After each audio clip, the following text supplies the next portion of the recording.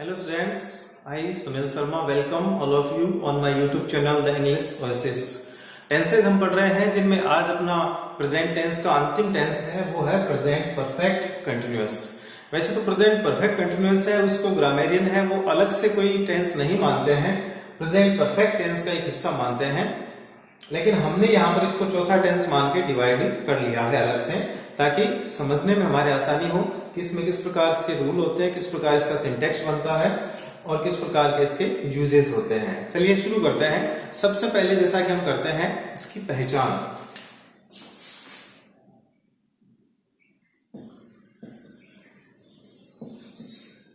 पहचान में यदि हिंदी का कोई वाक्य है तो उसके अंदर वाक्य के अंत में क्या आता है? से रहा है, से रही है,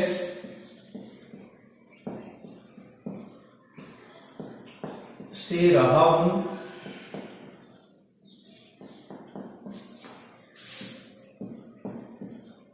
से रहे हैं आदि जो शब्द हैं वो हिंदी वाक्य के अंत में लगाए जाते हैं। यदि वाक्य इंग्लिश का है और कंप्लीट सेंटेंस यदि हमें दिया गया है तो हम उसकी पहचान के लिए क्या करते हैं? सबसे पहले तो सब्जेक्ट ऑब्जेक्ट तो सब में आता है, यहाँ पे हेल्पिंग वर्ब आती है हैज, हैव, बट उसके बाद में क्या आता है? बीन, और फिर उसके बाद में वर्ब की फर्स्ट फॉर्म के साथ आईएनजी दिया होता है। तो ये जो बीन जुड़ता है हैज से और वर्ब की फर्स्ट फॉर्म के साथ आईएनजी से, यह इसको क्या बना देता है? प्रेजेंट परफेक्ट कंटिन्यूअस बना देता है। तो ये तो इसकी थी पहचान। फिर उसके करते हैं हम सिंटेक्स। इसके सूत्र हैं वो किस प्रकार से होते हैं, तो बीच का जो सूत्र है वो यहाँ पर आ चुका है, उसी को हम शामिल कर लेते हैं सिंटेक्स में। प्रेजेंट परफेक्ट टेंस जो है, परफेक्ट टेंस से एक अलग चीज है वो जोड़ी जाती है और वो होता है समय। तो हम इसके सूत्र देखते हैं। सबसे पहले पहला जो सूत्र है पॉजिटिव, उसमें सब्जेक्ट के बाद में हैज या हैव, उसके बाद में बीन के बाद में फर्स्ट फॉर्म के साथ आईएनजी, फिर ऑब्जेक्ट के बाद में आपको ध्यान रखना है, यहां पर लिखते हैं या तो आता है उसमें सिंस या फॉर या ऑल और उसके साथ में टाइम। ये इसका पहला सूत्र है। हैज हैव परफेक्ट का फर्स्ट फॉर्म के साथ आईएनजी, कंटिन्यूअस का बीच में हमने जोड़ दिया बीइंग, और साथ में हमने सिंस फॉर ऑल के साथ में इसका टाइम। एक टाइम है वो जरूर उसमें दिया होता है, उसके ठीक पहले सिंस फॉर ऑल में से कोई एक है वो दिया जाता है। अब बाकी सूत्र है आप बना सकते हैं इसमें से, क्योंकि सबसे बड़ा सूत्र है, हम सारे नहीं लिखेंगे। यहां पर हैज हैव के बाद में दूसरे वाक्य में नोट लगा लेना है। थर्ड के अंदर, सेकंड के अंदर क्या करेंगे? हैज हैव के बाद में नोट आएगा। सूत्र सारे पहले जो लिखे हैं वैसे ही हैं।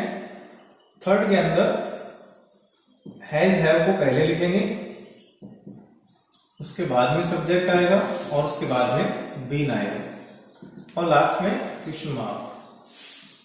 फोर्थ के अंदर हैज हैव प्लस सब्जेक्ट के बाद में नोट के बाद में बीन और आगे का सेंटेंस। और फिफ्थ वन है उसके अंदर WH वर्ड आएगा। सबसे पहले WH वर्ड के बाद में अपना जो थर्ड सेंटेंस है वो यहां पर आ जाएगा क्वेश्चन मार्क के साथ। तो ये सूत्र है, इस प्रकार से आपको लिखना है। वैसे ही पहला वाक्य सकारात्मक, फिर दूसरा नकारात्मक, नोट हैज हैव के साथ, तीसरे के अंदर प्रश्नवाचक वाक्य इंट्रोगेटिव सेंटेंस हैज हैव को पहले लिखकर, फोर्थ के अंदर इंट्रोनेगेटिव सब्जेक्ट के बाद में नोट, और पांचवें के अंदर WH वर्ड है वो सबसे पहले आएगा और तीसरा वाक्य है पूरा यहाँ पर उतर जाएगा। तो ये यहाँ पर सूत्र है सारे के सारे। हैज हैव को हमने पहले पढ़ रखा है कि जो हैज है वो सिंगुलर सब्जेक्ट के लिए, हैव है वो प्लूरल सब्जेक्ट के लिए, बीन है वो सबके अंदर लगाना है, तो इसमें कोई स्पेशल कोई रूल नहीं है। फर्स्ट फॉर्म के साथ आईएनजी हमने कंटिन्यूअस में लगाना सीख लिया है। अदर रूल है वो आगे के वीडियो में डिस्कस करेंगे। यहाँ पर ये चीजें हैं तीन, इनके बारे में आपको जानना है। एक तो सिंस का यूज कैसे होता है, फॉर कैसे होता है, ऑल का यूज कैसे होता है। मेनली सिंस फॉर है, इन दोनों का यूज हमें सीखना है। यूज ऑफ सिंस और फॉर। सबसे पहले हम लेते हैं सिंस को। समय से पहले आकर ये एक प्रीपोजिशन का काम करते हैं, समय को फिक्स करने के लिए उसके प्री यानी पहले जुड़कर। अब सिंस का जो प्रयोग है वो साधारण भाषा में कहें तो निश्चित समय के लिए इसको यूज किया जाता है, निश्चित समय के लिए। और इंग्लिश में हम इसको क्या कहते हैं, पॉइंट ऑफ टाइम।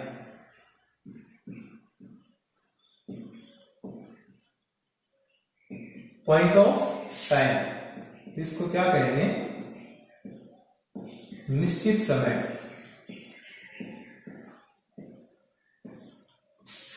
निश्चित समय कौन से होते हैं, जिनको हम एक पॉइंट के द्वारा बता सकते हैं, समय बिंदु के रूप में बता सकते हैं। जैसे जितने भी हमारे डेज हैं, वार है, संडे मंडे ट्यूसडे, जितने भी हमारे मंथ्स नेम है, महीनों के नाम है, जितने भी हमारे ईयर के हैं डिजिट में जो 2020, 2019, इन सभी को। तो इस प्रकार से जिनके बारे में हम एक पॉइंट के रूप में बता सकें, उनके लिए हम क्या करते हैं, सिंस का यूज कर लेते हैं। किन किन के पीछे, जैसे सिंस मंडे, सिंस जुलाई, ये आ गया डे नेम, ये आ गया मंथ नेम। सिंस 2019, इस प्रकार से दिए जा सकते हैं उस सिंस के लिए। एग्जैक्ट है, जैसे लास्ट के साथ में भी कई बार यहां पे सिंस लास्ट डे। अब ध्यान ये रखना है कि last day, last week, last month को सिंगल होना चाहिए, लास्ट डे न कि days.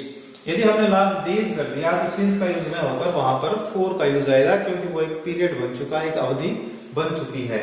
Last day, last week, last month, इस प्रकार से सिंस का यूज हम कर सकते हैं। यदि हम दिन के जो परिवर्तन है, जैसे मॉर्निंग, इसको भी हम बता सकते हैं सिंस मॉर्निंग, यानी सुबह है और निश्चित है, सूर्य का जो उदय होना है वो हर दिन एक निश्चित समय पर होता है, इसलिए हम इसके साथ सिंस मॉर्निंग, सिंस इवनिंग का यूज कर लेते हैं। अब दूसरा अपना जो है वो है फॉर। फॉर को साधारण बोलचाल की भाषा में कहें तो अनिश्चित समय के लिए, लेकिन यहां पर हम क्या कहेंगे, period of time. Period of time Hindi में क्या हो जाएगा, समय अवधि। ये समय बिंदु न होकर एक समय अवधि होगा। समय अवधि का अर्थ क्या होता है कि ऐसे कोई दो बिंदु जिनकी दूरी है वो मिलकर क्या बना लेती है, समय अवधि। जैसे एक मंडे है, मंडे से लेकर अगले मंडे तक बीच में कितने दिन हो गए, 1 वीक हो गया, एक हफ्ता हो गया, यानी 7 दिन का समय हो गया। तो वो क्या बन जाता है, वो बन जाता है अवधि। तो उसके लिए हम फिर क्या करेंगे, पीरियड का यानी फॉर का यूज करेंगे उसको बताने के लिए। जैसे for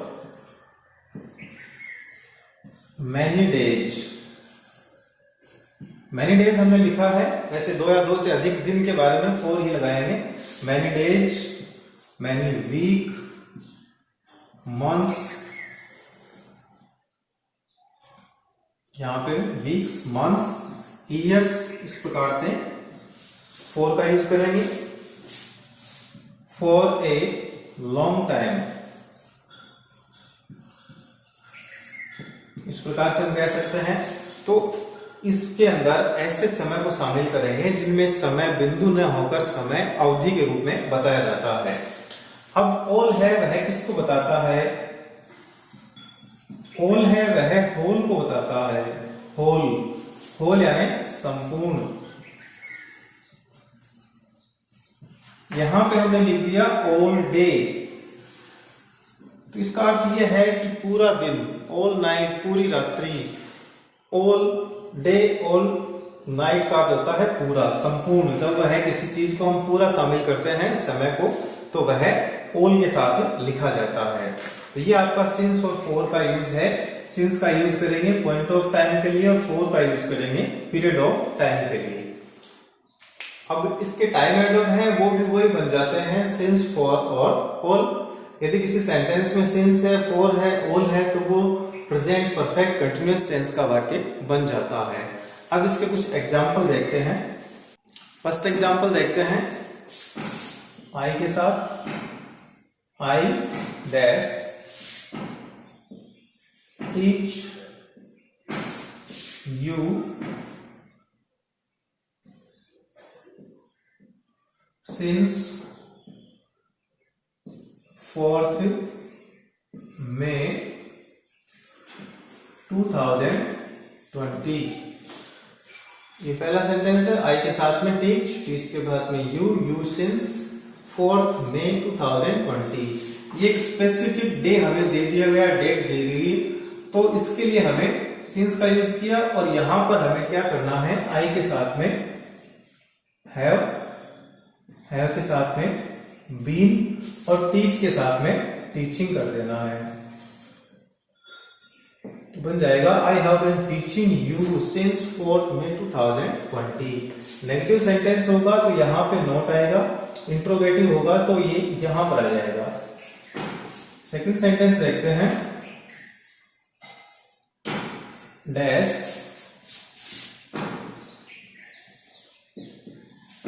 right a report for many days on coronavirus disease। Disease करेंगे, ये हो जाएगा सी के बाद में right A report for many days on corona virus disease. तो यहां पर फॉर के साथ में मैनी डेज है, इसलिए हम राइट को प्रेजेंट परफेक्ट टेंस में यूज करेंगे। ये सिंगुलर है, इसके साथ में हैज लगाएंगे, हैज बीन, और राइट को राइटिंग बनाएंगे, ई हट जाएगा इसका, यहां पर आ जाएगा writing. She has been writing a report for many days on corona virus disease. तो ये था अपना second sentence. Third,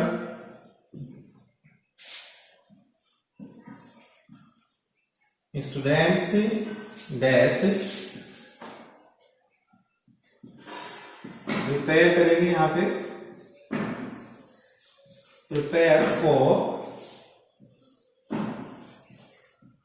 board exams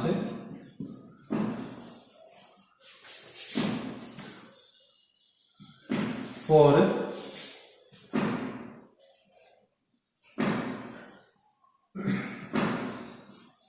to months at their homes। Students prepare for board exams for 2 months at their homes। तो यहाँ पर 4 के साथ में 2 months है, 2 months करेंगे, 2 months। तो यहाँ पर क्या आ जाएगा, स्टूडेंट्स हैव बीन, प्रिपेयर के साथ कर देंगे preparing. Students have been preparing for board exams for 2 months at their homes, या ऑनलाइन लिख सकते हैं यहाँ पे। ये अपने 3 सेंटेंस है जिसमें हमने आई के साथ हैव का यूज किया, सी के साथ में हैज बीन का, स्टूडेंट्स के साथ में हैव बीन का यूज किया। यहाँ पर सिंस है वो एग्जैक्ट टाइम के लिए, यहाँ पर जो फॉर है वो एक अनिश्चित समय के लिए, और यहाँ पर भी जो फॉर है वो एक अवधि के लिए हमने काम में लिया है। ये प्रेजेंट परफेक्ट टेंस के 3 एग्जांपल्स हैं। तो यहाँ पर अपना जो प्रेजेंट टेंस है वह पूरा हो जाता है, जिसके अंदर 4 टेंसेज हैं। इन चारों की जो एक्सरसाइज है और इनके साथ में जो नोट्स है वो मैं आपको अपने Telegram channel the English oasis पर उपलब्ध करवा दूंगा।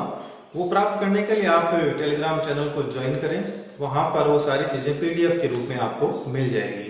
वीडियो को पूरा देखें अंत तक और अपने साथियों के साथ इसको शेयर करें। अभी तक यदि आपने इसको सब्सक्राइब नहीं किया है तो नीचे लाल बटन है, उसको दबा के इसको सब्सक्राइब करें और बेल का जो आइकन है उसको भी दबाएं ताकि अगला जो वीडियो उसका नोटिफिकेशन आपको मिलता रहे। धन्यवाद।